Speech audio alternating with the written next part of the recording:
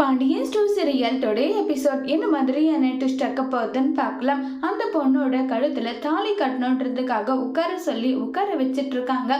சுகன்யாவும் அங்க உட்கார்ந்துட்டு இருக்காங்க. அதே மாதிரி அங்க ரொம்பவே ஃபீல் பண்ணிட்டே உட்கார்ந்துட்டு இருக்காங்க பழனி.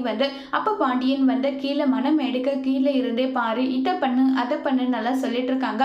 அப்ப மச்சான் மேல ஏறி வாங்கன்னு சொல்லிட்டு பழனி சொல்றாங்க. பழனி சொன்னதுமே உடனே கோமதியை கூட்டிட்டு பாண்டியன் மேல ஏறி வர பாக்குறாங்க. உடனே அங்க சக்திவேலும் முத்துவேலும் தடுத்துறாங்க. உடனே கீழே இறங்கி பாண்டியன் ரொம்பவே ஃபீல் பண்ணி பயங்கரமா வருத்தப்பட்டுட்டெல்லாம் இருக்காங்க. நான் கீழே இருந்தே பாத்துக்கிறேன், உன் கல்யாணம் நல்லபடியா நடந்தா எனக்கு அது போதும், எனக்கு வேண்டாம் நல்லா சொல்லிக்கிட்டு பேசிக்கிட்டு இருக்காங்க. குமார் கிட்ட சக்திவேல் எல்லாருக்கும் அர்ச்சனை கொடு, அந்த பாண்டியனுக்கு மட்டும் கொடுக்காதுன்னு சொல்லிட்டு சொல்றாங்க. அதே மாதிரியே போயிட்டு குமார் எல்லாம் பண்ற, பாண்டியனுக்கு அர்ச்சனை கொடுக்காமையே போறாங்க. இது பாண்டியனுக்கு இன்னும் ஹர்ட் ஆகுது. உடனே கதிர், செந்தில், சரவணன் 3 பேருமே அப்பா இங்க இப்படி அசிங்கப்பட்ட அவமானப்பட்டு நிக்கணும்ன்ற அவசியம் கிடையாது, மாமாவுக்கு நல்லாவே புரியும் நம்மளுடைய நிலைமை என்ன ஏதுன்றது, அதனால நம்ம இங்க இருந்து போலான்னு சொல்லிட்டு கதிர் சொல்றாங்க. நமக்கு தேவை என்ன, நம்ம பழனியோட கல்யாணத்தை தூரத்துல இருந்தாவது நம்ம பாக்குற பாக்கியம் நமக்கு கிடைக்கணும், அவ்வளவுதான். அவங்க அசிங்கப்படுத்தினா என்ன, அவமானப்படுத்தினா என்ன, எனக்கு அதை பத்தி எல்லாம் எந்த கவலையும் கிடையாது, எனக்கு பழனியோட கல்யாணத்தை பார்க்கணும்னு சொல்லிட்டு பாண்டியன் சொல்றாங்க. வேற வழி இல்லாம பாண்டியன் அசிங்கப்படுத்துறது எல்லாமே பொறுத்துக்கிட்டு பாண்டியன் நின்றுட்டு இருக்காங்க. பழனியும் இதை பார்த்துட்டு இருக்காங்க. உடனே போயிட்டு இப்ப அர்ச்சனையும் நம்ம கோமதி பாண்டியனுக்கு கொடுக்குறாங்க. இப்ப நம்ம பழனி தாலியும் கட்டிடுறாங்க.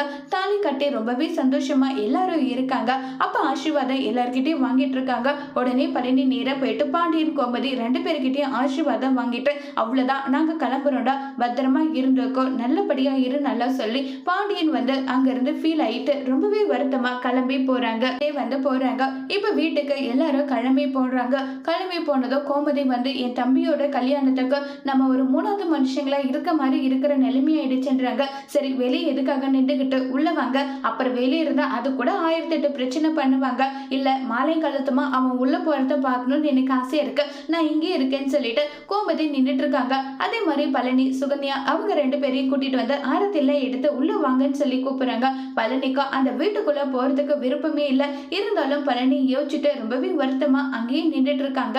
அப்ப சக்திவேல் சொல்றாங்க, இனி யாருக்கும் போயிட்டு இவன் கூஜா தூக்கணும்ன்ற அவசியமே கிடையாது, என் தம்பி என் வீட்டுக்கு வந்துட்டான், இனி ராஜா மாதிரி அவன் இருப்பான், அவனை எப்படி பார்த்துக்கணும், அவனை எப்படி என்ன பண்ணணும்ன்றதால எங்களுக்கு தெரியும், வாடான்னு சொல்லிட்டு பழனியை கூப்பிட்டுட்டு போறாங்க. இப்ப பழனி நேரா சக்திவேல் முத்துவேல் வீட்டுக்கு போவாங்களா இல்ல பாண்டியனோட வீட்டுக்கு வருவாங்களாங்கிறத வரப்போற எபிசோட்ல வெயிட் பண்ணி பார்க்கலாம்.